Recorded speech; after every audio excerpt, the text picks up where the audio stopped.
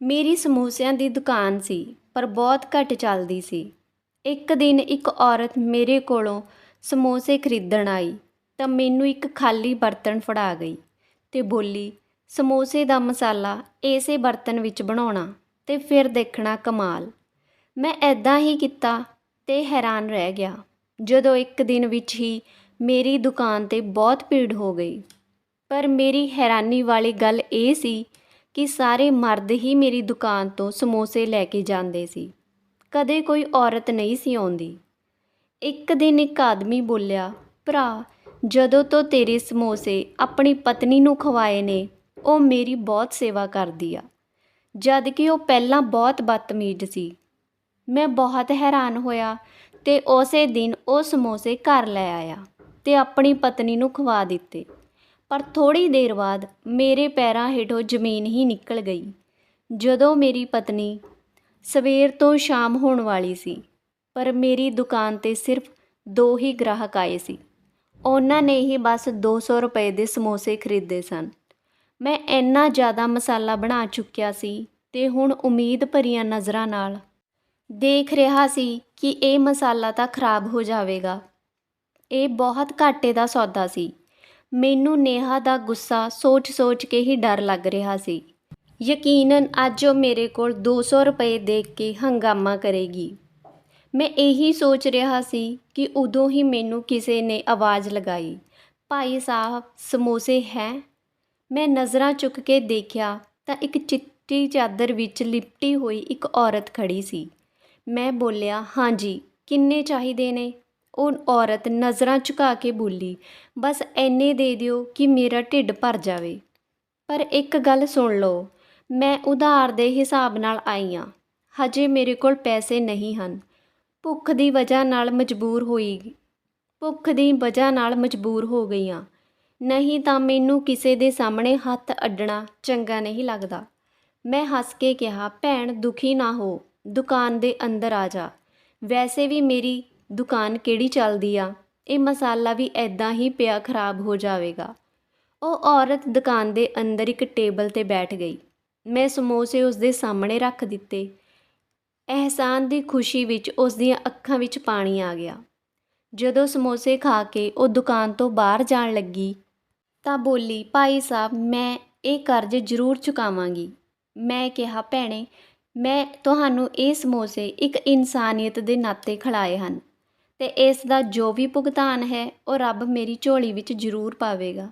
ਉਹ ਔਰਤ ਚਲੀ ਗਈ ਤੇ ਮੈਂ ਬਾਕੀ ਬਚੇ ਮਸਾਲੇ ਦੇ ਵੀ ਸਮੋਸੇ ਬਣਾ ਲਏ ਤੇ ਸੜਕ 'ਤੇ ਗਰੀਬ ਲੋਕਾਂ ਨੂੰ ਵੰਡ ਦਿੱਤੇ ਤੇ ਬਾਕੀ ਬਚੇ ਸਮੋਸੇ ਘਰ ਲੈ ਗਿਆ।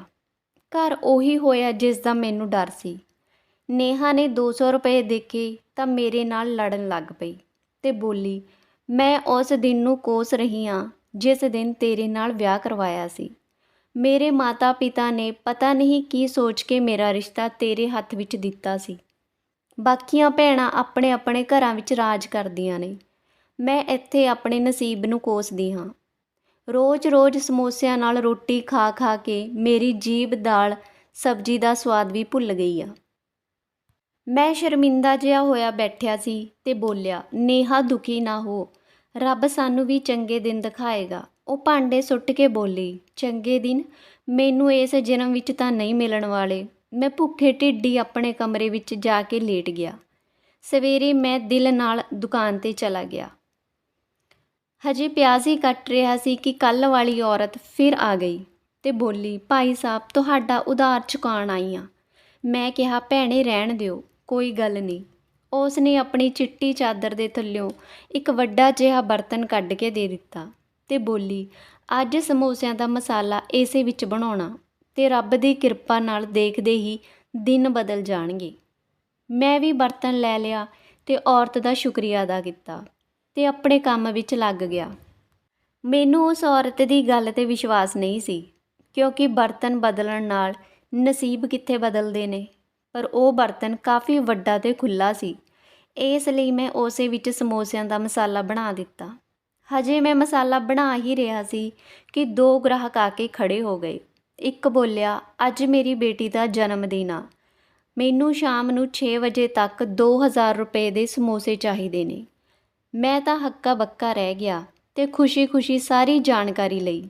ਦੂਸਰਾ ਬੋਲਿਆ, ਮੈਨੂੰ ਵੀ 500 ਰੁਪਏ ਦੇ ਸਮੋਸੇ ਚਾਹੀਦੇ ਨੇ। ਮੈਂ ਸਮੋਸਿਆਂ ਦੇ ਮਸਾਲੇ ਵੱਲ ਦੇਖਿਆ ਤਾਂ ਉਹ ਬਹੁਤ ਥੋੜ੍ਹਾ ਸੀ। ਮੈਂ ਉਹਨਾਂ ਦਾ ਵੀ ਆਰਡਰ ਲੈ ਲਿਆ।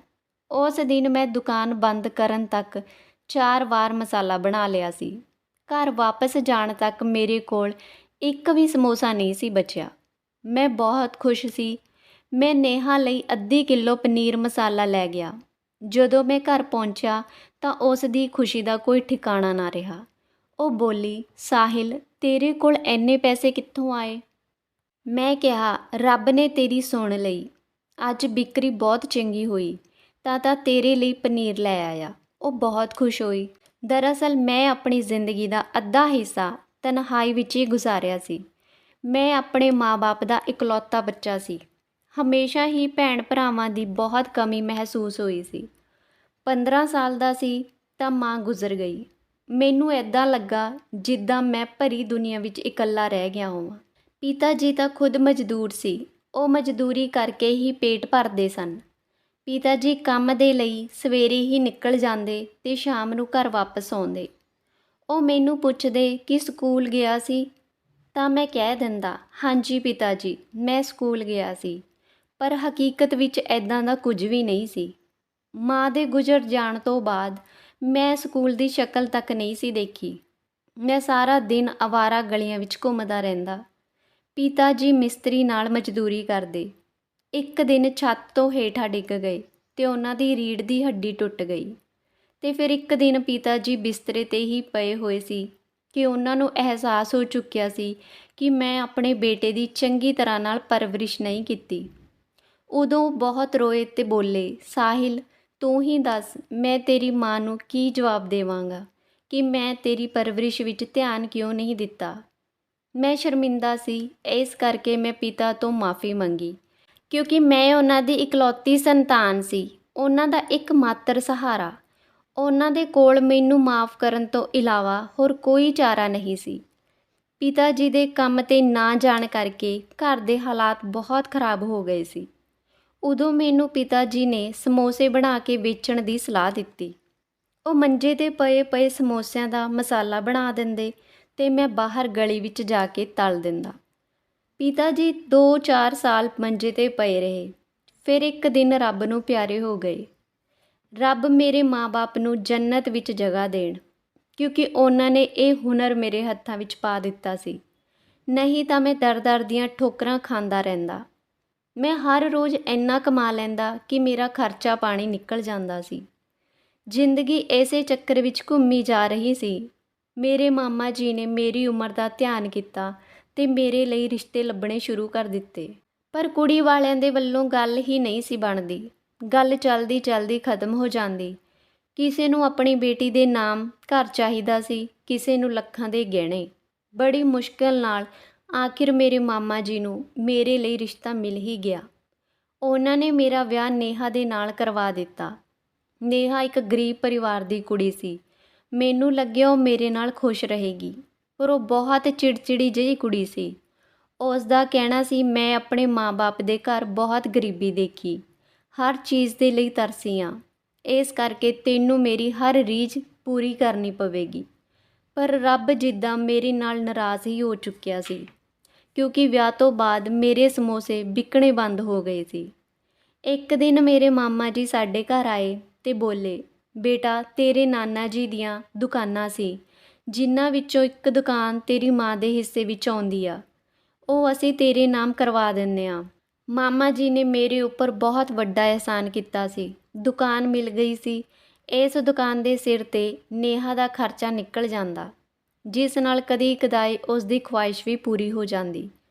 ਮੈਂ ਨੇਹਾ ਨੂੰ ਬਹੁਤ ਪਿਆਰ ਕਰਦਾ ਸੀ ਤੇ ਮਾਂ ਤੋਂ ਬਾਅਦ ਮੇਰੀ ਜ਼ਿੰਦਗੀ ਵਿੱਚ ਆਉਣ ਵਾਲੀ ਪਹਿਲੀ ਉਹ ਔਰਤ ਸੀ। ਪਰ ਹਰ ਸਮੇਂ ਉਹ ਗੁੱਸੇ ਵਿੱਚ ਰਹਿੰਦੀ, ਕਿਉਂਕਿ ਸਮੋਸਿਆਂ ਦੀ ਵਿਕਰੀ ਨਾ ਹੋਣ ਦੇ ਬਰਾਬਰ ਸੀ। ਪਰ ਜੋ ਅੱਜ ਹੋਇਆ, ਉਸ ਨਾਲ ਉਮੀਦ ਦੀ ਕਿਰਨ ਨਜ਼ਰ ਆ ਰਹੀ ਸੀ। ਮੈਂ ਰਾਤ ਭਰ ਸੋਹਣੇ ਦਿਨਾਂ ਦੇ ਸੁਪਨੇ ਦੇਖਣ ਲੱਗਾ ਸੀ ਕਿ ਜੇਕਰ ਹਰ ਰੋਜ਼ ਇੱਦਾਂ ਹੀ ਮੁਨਾਫਾ ਹੁੰਦਾ ਰਿਹਾ ਤਾਂ ਮੈਂ ਨੇਹਾ ਲਈ ਨਵੇਂ ਕੱਪੜੇ ਖਰੀਦ ਲੈ ਸਕਦਾ ਹਾਂ। ਇੱਦਾਂ ਹੀ ਸਵੇਰ ਹੋ ਗਈ। ਜਦੋਂ ਸਵੇਰੇ ਦੁਕਾਨ 'ਤੇ ਜਾ ਕੇ ਬੈਠਾ ਤਾਂ ਕੁਝ ਹੀ ਘੰਟਿਆਂ ਵਿੱਚ ਗ੍ਰਾਹਕਾਂ ਦੀਆਂ ਲਾਈਨਾਂ ਲੱਗ ਗਈਆਂ। ਸਾਰੇ ਦੇ ਸਾਰੇ ਮਰਦ ਸੀ। ਰੱਬ ਦੀ ਕਿਰਪਾ ਨਾਲ ਮੇਰੇ ਸਮੋਸੇ ਹੱਥੋਂ ਹੱਥੀਂ ਵਿਕਣ ਲੱਗੇ। ਸਾਡੇ ਦਿਨ ਬਦਲਣੇ ਸ਼ੁਰੂ ਹੋਏ। ਮੈਂ ਘਰ ਵਿੱਚ ਰਾਸ਼ਨ ਪਵਾ ਦਿੰਦਾ, ਨੇਹਾ ਲਈ ਨਵੇਂ-ਨਵੇਂ ਕੱਪੜੇ ਜੁੱਤੇ ਵੀ ਖਰੀਦਣ ਲੱਗ ਜਾਂਦਾ, ਜਿਸ ਨਾਲ ਸਾਡੇ ਘਰੋਂ ਹੁਣ ਲੜਾਈ ਝਗੜਾ ਖਤਮ ਹੋ ਗਿਆ ਸੀ। ਮੈਂ ਆਪਣੇ ਕੰਮ ਨੂੰ ਹੋਰ ਵਧਾ ਲਿਆ ਤੇ ਆਪਣੀ ਮਦਦ ਦੇ ਲਈ 2 ਬੰਦਿਆਂ ਨੂੰ ਵੀ ਰੱਖ ਲਿਆ ਸੀ। ਇੱਕ ਦਿਨ ਗ੍ਰਾਹਕ ਦੀ ਲਾਈਨ ਲੱਗੀ ਹੋਈ ਸੀ ਕਿ ਇੱਕ ਗ੍ਰਾਹਕ ਹੱਸ ਕੇ ਬੋਲਿਆ, ਸਾਹਿਲ ਸਾਹਿਬ, ਜਦੋਂ ਤੋਂ ਤੁਹਾਡੇ ਸਮੋਸੇ ਘਰ ਲੈ ਕੇ ਜਾਣ ਲੱਗਾ, ਮੇਰੀ ਪਤਨੀ ਨੇ ਤਾਂ ਲੜਨਾ ਝਗੜਨਾ ਹੀ ਬੰਦ ਕਰ ਦਿੱਤਾ। ਹੁਣ ਸਾਡੇ ਘਰ ਵਿੱਚ ਬਹੁਤ ਸ਼ਾਂਤੀ ਰਹਿੰਦੀ ਆ। ਦੂਸਰਾ ਗ੍ਰਾਹਕ ਬੋਲਿਆ, ਯਾਰ ਤੂੰ ਤਾਂ ਮੇਰੇ ਘਰ ਦੀ ਕਹਾਣੀ ਦੱਸ ਦਿੱਤੀ। ਗੱਲਾਂ 'ਚੋਂ ਗੱਲ ਨਿਕਲਦੀ ਗਈ। ਲਗਭਗ ਸਾਰੇ ਗ੍ਰਾਹਕਾਂ ਨੇ ਇਹ ਗੱਲ ਮੰਨ ਲਈ ਤੇ ਇਹ ਗੱਲ ਬਹੁਤ ਮਸ਼ਹੂਰ ਹੋਣ ਲੱਗੀ। ਹੁਣ ਤਾਂ ਲੋਕ ਦੂਰ-ਦੂਰ ਤੋਂ ਸਮੋਸੇ ਲੈਣ ਇਸ ਕਰਕੇ ਆਉਣ ਲੱਗੇ ਕਿਉਂਕਿ ਉਹਨਾਂ ਨੂੰ ਆਪਣੇ ਘਰੋਂ ਕਲੇਸ਼ ਖਤਮ ਕਰਨਾ ਸੀ। ਜਦੋਂ ਮੈਂ ਇਹ ਗੱਲ ਨੇਹਾ ਨੂੰ ਦੱਸੀ ਤਾਂ ਉਹ ਬੋਲੀ, ਇਹ ਤਾਂ ਤੁਹਾਡੇ ਸਮੋਸੇ ਨਹੀਂ, ਦਵਾਈ ਹੋ ਗਏ। ਮੈਂ ਉਸ ਦੀ ਗੱਲ 'ਤੇ ਹੱਸਣ ਲੱਗ ਪਿਆ। ਮੈਨੂੰ ਅਕਸਰ ਬਰਤਨ ਵਾਲੀ ਔਰਤ ਦੀ ਯਾਦ ਸਤਾਉਣ ਲੱਗੀ। ਮੈਂ ਚਾਹੁੰਦਾ ਸੀ ਕਿ ਆਖਿਰ ਉਹ ਇੱਕ ਵਾਰ ਮੈਨੂੰ ਮਿਲ ਜਾਵੇ ਤੇ ਮੈਂ ਉਸ ਨੂੰ ਪੁੱਛਾਂ ਕਿ ਆਖਿਰ ਉਸ ਦੇ ਬਰਤਨ ਵਿੱਚ ਕੀ ਕਰਾਮਾਤ ਹੈ ਜੋ ਮੇਰੇ ਦਿਨ ਬਦਲ ਗਏ। ਮੈਂ ਆਪਣਾ ਪੁਰਾਣਾ ਘਰ ਵੇਚ ਕੇ ਇੱਕ ਚੰਗੇ ਇਲਾਕੇ ਵਿੱਚ ਨਵਾਂ ਘਰ ਲੈ ਲਿਆ ਤੇ ਹੋਰ ਨਵੀਆਂ ਦੁਕਾਨਾਂ ਵੀ ਖਰੀਦ ਲਈਆਂ ਤੇ ਉਹਨਾਂ ਵਿੱਚ 5 ਲੋਕਾਂ ਨੂੰ ਕੰਮ 'ਤੇ ਰੱਖ ਲਿਆ। ਮੈਂ ਬਹੁਤ ਖੁਸ਼ ਸੀ। ਇੱਕ ਦਿਨ ਮੇਰੀ ਪਤਨੀ ਨੇਹਾ ਬੋਲੀ, ਮੈਂ ਵੀ ਤੁਹਾਡੀ ਦੁਕਾਨ ਦੇ ਸਮੋਸੇ ਖਾਣੇ ਨੇ। ਮੈਂ ਹੱਸ ਕੇ ਬੋਲਿਆ, ਤੈਨੂੰ ਤਾਂ ਮੇਰੀ ਦੁਕਾਨ ਦੇ ਸਮੋਸੇ ਪਸੰਦ ਹੀ ਨਹੀਂ, ਤੂੰ ਤਾਂ ਤੰਗ ਆ ਚੁੱਕੀ ਸੀ। ਨੇਹਾ ਸ਼ਰਮਿੰਦਾ ਹੋ ਗਈ ਤੇ ਮੈਂ ਉਸ ਨੂੰ ਕਿਹਾ, ਮੈਂ ਤਾਂ ਤੇਰੇ ਨਾਲ ਮਜ਼ਾਕ ਕਰ ਰਿਹਾ ਸੀ। ਅਗਲੇ ਦਿਨ ਦੁਕਾਨ 'ਤੇ ਬਹੁਤ ਭੀੜ ਸੀ। ਇੱਕ ਪਲ ਲਈ ਵੀ ਫੁਰਸਤ ਨਾ ਮਿਲੀ। ਇਸ ਕਰਕੇ ਮੈਂ ਨੇਹਾ ਦੇ ਲਈ ਸਮੋਸੇ ਲਿਆਉਣਾ ਭੁੱਲ ਗਿਆ। ਉਹ ਮੇਰੇ ਨਾਲ ਲੜਨ ਲੱਗੀ। ਮੈਂ ਬਹੁਤ ਦੁਖੀ ਹੋਇਆ ਕਿ ਪਤਾ ਨਹੀਂ ਇਸ ਦਾ ਝਗੜਾ ਕਰਨ ਦੀ ਆਦਤ ਕਦੋਂ ਜਾਣੀ। ਫਿਰ ਮੈਂ ਸੋਚਿਆ ਕੱਲ੍ਹ ਮੈਂ ਆਪਣੀ ਦੁਕਾਨ ਦੇ ਸਮੋਸੇ ਆਪਣੀ ਬਦਤਮੀਜ਼ ਬਦਦਿਮਾਗ ਪਤਨੀ ਨੂੰ ਖਿਲਾਵਾਂਗਾ। ਹੋ ਸਕਦਾ ਇਹ ਵੀ ਦੂਸਰੀਆਂ ਪਤਨੀਆਂ ਵਾਂਗ ਝਗੜਨਾ ਬੰਦ ਕਰ ਦੇਵੇ। ਅਗਲੇ ਦਿਨ ਯਾਦ ਨਾਲ ਨੇਹਾ ਲਈ ਸਮੋਸੇ ਲੈ ਆਇਆ। ਉਹ ਤਾਂ ਸਮੋਸੇ ਦੇਖ ਕੇ ਖੁਸ਼ੀ ਨਾਲ ਟੱਪਣ ਲੱਗੀ। ਉਸਨੇ ਜਲਦੀ ਸਾਰੇ ਸਮੋਸੇ ਖਾ ਲਏ। ਹਜੇ 10 ਮਿੰਟ ਹੋਏ ਸੀ ਕਿ ਇਹ ਦੇਖ ਕੇ ਮੇਰੇ ਕਦਮਾਂ 'ਚੋਂ ਜ਼ਮੀਨ ਨਿਕਲ ਗਈ ਕਿ ਨੇਹਾ ਜ਼ਮੀਨ 'ਤੇ ਲੇਟੀ ਦਰਦ ਨਾਲ ਚੀਕ ਰਹੀ ਸੀ। ਉਸਨੇ ਆਪਣੇ ਪੇਟ ਨੂੰ ਫੜ ਰੱਖਿਆ ਸੀ ਤੇ ਬੋਲੀ, ਮੈਨੂੰ ਜਲਦੀ ਨਾਲ ਹਸਪਤਾਲ ਲੈ ਚੱਲੋ, ਨਹੀਂ ਤਾਂ ਮੈਂ ਬਚਦੀ ਨਹੀਂ। ਮੈਂ ਜਲਦੀ ਨਾਲ ਆਪਣੀ ਪਤਨੀ ਨੂੰ ਹਸਪਤਾਲ ਲੈ ਗਿਆ ਤੇ ਡਾਕਟਰ ਨੇ ਚੈੱਕਅਪ ਕੀਤਾ ਤੇ ਮੈਨੂੰ ਆਪਣੇ ਰੂਮ ਵਿੱਚ ਬੁਲਾਇਆ ਤੇ ਕਹਿਣ ਲੱਗੇ, ਮਿਸਟਰ ਸਾਹਿਲ, ਮੈਂ ਜੋ ਗੱਲ ਤੁਹਾਡੇ ਨਾਲ ਕਰਨ ਲੱਗਾ ਉਹ ਗੱਲ ਇੱਕਦਮ ਆਰਾਮ ਨਾਲ ਸੁਣਨਾ। ਤੁਹਾਡੀ ਪਤਨੀ ਦੇ ਪੇਟ ਵਿੱਚ ਸ਼ਾਇਦ ਕੁਝ ਮਹੀਨੇ ਪਹਿਲਾਂ ਅਲਸਰ ਬਣਿਆ ਸੀ ਜੋ ਤੁਹਾਡੀ ਪਤਨੀ ਨੇ ਨਜ਼ਰਅੰਦਾਜ਼ ਕੀਤਾ ਤੇ ਕਦੀ-ਕਦਾਈ ਦਰਦ ਦੀ ਦਵਾਈ ਖਾ ਲਈ। ਬਸ ਉਸ ਅਲਸਰ ਨੇ ਵਿਗੜਦੇ ਕੈਂਸਰ ਦਾ ਰੂਪ ਲੈ ਲਿਆ। ਤੁਹਾਡੀ ਪਤਨੀ ਦਾ ਕੈਂਸਰ ਆਖਰੀ ਸਟੇਜ 'ਤੇ ਹੈ। ਉਹ ਤਾਂ ਸ਼ੁਕਰ ਕਰੋ ਕਿ ਅੱਜ ਉਹਨਾਂ ਦੇ ਪੇਟ ਵਿੱਚ ਦਰਦ ਹੋਇਆ ਤੇ ਤੁਸੀਂ ਉਹਨਾਂ ਨੂੰ ਹਸਪਤਾਲ ਲੈ ਗਏ, ਨਹੀਂ ਤਾਂ ਇਸ ਗੱਲ ਦਾ ਪਤਾ ਤੱਕ ਨਾ ਲੱਗਦਾ ਤੇ ਤੁਹਾਡੀ ਪਤਨੀ ਇੱਦਾਂ ਹੀ ਦੁਨੀਆ ਛੱਡ ਕੇ ਚਲੀ ਜਾਂਦੀ। ਹੁਣ ਵੀ ਇਹਨਾਂ ਕੋਲ ਜ਼ਿਆਦਾ ਸਮਾਂ ਨਹੀਂ ਬਚਿਆ। ਬਸ ਉਹਨਾਂ ਨੂੰ ਇਸ ਬਿਮਾਰੀ ਦਾ ਪਤਾ ਨਾ ਲੱਗੇ, ਨਹੀਂ ਤਾਂ ਉਹ ਸਮੇਂ ਤੋਂ ਪਹਿਲਾਂ ਹੀ ਚੱਲ ਵਸੇਗੀ। ਡਾਕਟਰ ਦੀਆਂ ਗੱਲਾਂ ਸੁਣ ਮੈਂ ਸੁੰਨ ਹੋ ਗਿਆ ਤੇ ਉਸ ਨੂੰ ਘਰ ਲੈ ਕੇ ਆ ਗਿਆ। ਘਰ ਆ ਕੇ ਉਸ ਦੀ ਖੂਬ ਸੇਵਾ ਕੀਤੀ। ਸਾਰਾ ਕਾਰੋਬਾਰ ਕਾਮਿਆਂ ਦੇ ਹੱਥ ਸੌਂਪ ਦਿੱਤਾ।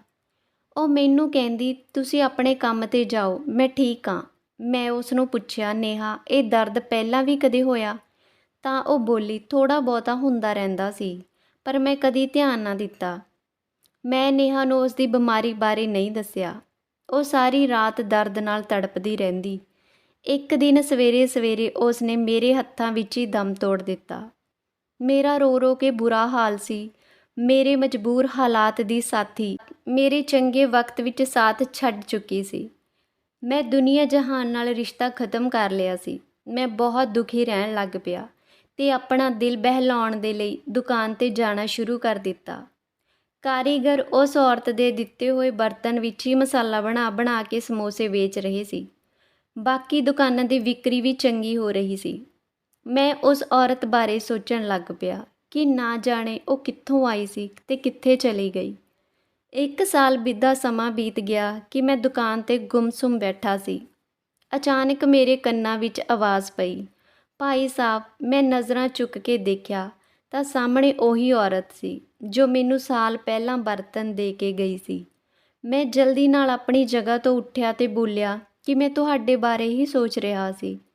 ਮੈਂ ਉਸ ਔਰਤ ਨੂੰ ਅੰਦਰ ਬੁਲਾ ਕੇ ਅਲੱਗ ਟੇਬਲ 'ਤੇ ਬਿਠਾ ਦਿੱਤਾ ਤੇ ਪੁੱਛਣਾ ਸ਼ੁਰੂ ਕਰ ਦਿੱਤਾ ਕਿ ਤੁਸੀਂ ਕੌਣ ਹੋ? ਉਸ ਬਰਤਨ ਵਿੱਚ ਐਦਾਂ ਦਾ ਕੀ ਸੀ ਜਿਸ ਨਾਲ ਮੇਰੇ ਹਾਲਾਤ ਹੀ ਬਦਲ ਗਏ? ਉਹ ਔਰਤ ਬੋਲੀ, ਭਾਈ ਸਾਹਿਬ, ਮੇਰਾ ਨਾਮ ਨਿਸ਼ਾ ਹੈ। ਮੈਂ ਇੱਕ ਚੰਗੇ ਪਰਿਵਾਰ ਵਿੱਚ ਪੈਦਾ ਹੋਈ ਸੀ ਤੇ ਸਾਰੀ ਜ਼ਿੰਦਗੀ ਬਾਪ ਦਾਦਾ ਦੇ ਰਾਹ 'ਤੇ ਹੀ ਚੱਲਦੀ ਰਹੀ। ਫਿਰ ਆਪਣੇ ਹੀ ਰਿਸ਼ਤੇਦਾਰੀ ਵਿੱਚ ਇੱਕ ਮੁੰਡੇ ਨਾਲ ਮੁਹੱਬਤ ਕਰਕੇ ਉਸ ਨਾਲ ਵਿਆਹ ਕਰਵਾ ਲਿਆ। ਮੇਰੇ ਇੱਕ ਬੇਟਾ ਵੀ ਹੋਇਆ। ਮੇਰਾ ਪਤੀ ਇੱਕ ਨਾਸਤਿਕ ਸੀ ਪਰ ਚੰਗਾ ਕਮਾਉਂਦਾ ਸੀ। ਮੈਨੂੰ ਬਹੁਤ ਮੁਹੱਬਤ ਕਰਦਾ ਸੀ। ਸਾਡੇ ਦੋਨਾਂ ਦੀ ਜੋੜੀ ਦੀਆਂ ਮਿਸਾਲਾਂ ਦਿੱਤੀਆਂ ਜਾਂਦੀਆਂ ਸੀ। ਮੇਰੇ ਪਤੀ ਦਾ ਟਰਾਂਸਫਰ ਹੋ ਗਿਆ ਤੇ ਮੈਂ ਉਹਨਾਂ ਦੇ ਨਾਲ ਨਵੇਂ ਘਰ ਵਿੱਚ ਚਲੀ ਗਈ। ਇਸ ਇਲਾਕੇ ਵਿੱਚ ਮੇਰੀ ਦੋਸਤੀ ਇੱਕ ਆਰਤੀ ਨਾਮ ਦੀ ਕੁੜੀ ਨਾਲ ਹੋ ਗਈ। ਉਹ ਬਹੁਤ ਸ਼ਾਂਤ ਸੁਭਾਅ ਵਾਲੀ ਸੀ। ਜਦੋਂ ਮੈਂ ਉਸ ਨੂੰ ਉਸ ਦੇ ਸ਼ਾਂਤ ਸੁਭਾਅ ਦੇ ਬਾਰੇ ਪੁੱਛਦੀ ਤਾਂ ਕਹਿੰਦੀ ਕਿ ਇਸ ਪਿੱਛੇ ਰੱਬ ਦੀ ਕਿਰਪਾ ਹੈ। ਉਸ ਨਾਲ ਰਹਿ ਰਹਿ ਕੇ ਮੈਂ ਵੀ ਆਸਤਿਕ ਹੁੰਦੀ ਜਾ ਰਹੀ ਸੀ। ਜਦੋਂ ਇਹ ਗੱਲ ਮੇਰੇ ਪਤੀ ਨੂੰ ਪਤਾ ਚੱਲੀ ਤਾਂ ਉਹ ਮੈਨੂੰ ਕੜੀ ਤੋਂ ਕੜੀ ਸਜ਼ਾ ਦਿੰਦੇ। ਉਹਨਾਂ ਦੀ ਮੁਹੱਬਤ ਖਤਮ ਹੋ ਚੁੱਕੀ ਸੀ। ਉਹਨਾਂ ਨੇ ਕਈ ਵਾਰ ਮੈਨੂੰ ਕਿਹਾ, ਰੱਬ ਦੀ ਭਗਤੀ ਕਰਨਾ ਬੰਦ ਕਰ ਦੇ, ਨਹੀਂ ਤਾਂ ਮੈਂ ਤੈਨੂੰ ਤਲਾਕ ਦੇ ਦੇਵਾਂਗਾ। ਮੈਂ ਕਿਹਾ, ਮੈਂ ਰੱਬ ਨੂੰ ਨਹੀਂ ਛੱਡਾਂਗੀ। ਮੇਰੇ ਪਤੀ ਨੇ ਮੈਨੂੰ ਤਲਾਕ ਦੇ ਕੇ ਘਰੋਂ ਕੱਢ ਦਿੱਤਾ। ਮੇਰੇ ਬੱਚਾ ਵੀ ਮੇਰੇ ਕੋਲੋਂ ਖੋਹ ਲਿਆ। ਦਰ-ਦਰ ਦੀਆਂ ਠੋਕਰਾਂ ਖਾਣ ਲਈ ਮਜਬੂਰ ਹੋ ਗਈ। ਇੱਕ ਦਿਨ ਮੈਂ ਤੁਹਾਡੀ ਦੁਕਾਨ 'ਤੇ ਆ ਗਈ। ਉਸ ਦਿਨ ਮੈਂ 3 ਦਿਨਾਂ ਤੋਂ ਭੁੱਖੀ ਸੀ। ਤੁਸੀਂ ਮੈਨੂੰ ਸਮੋਸੇ ਖਵਾਏ ਤਾਂ ਮੇਰੀ ਜਾਨ ਵਿੱਚ ਜਾਨ ਆ ਗਈ। ਫਿਰ ਮੈਂ ਮੰਦਿਰ ਗਈ ਤੇ ਉੱਥੇ ਤੁਹਾਡੀ ਨੇਕੀ ਲਈ ਪ੍ਰਾਰਥਨਾ ਕੀਤੀ।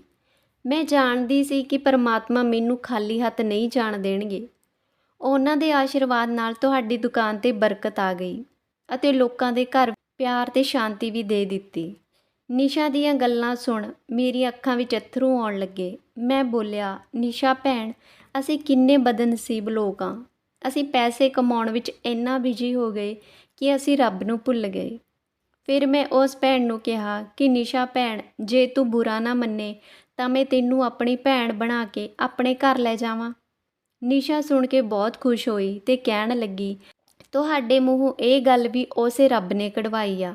ਫਿਰ ਅਸੀਂ ਖੁਸ਼ੀ-ਖੁਸ਼ੀ ਘਰ ਆ ਗਏ ਤੇ ਮੈਂ ਹੁਣ ਖੁਸ਼ੀ-ਖੁਸ਼ੀ ਆਪਣੀ ਭੈਣ ਨਾਲ ਰਹਿੰਦਾ ਹਾਂ।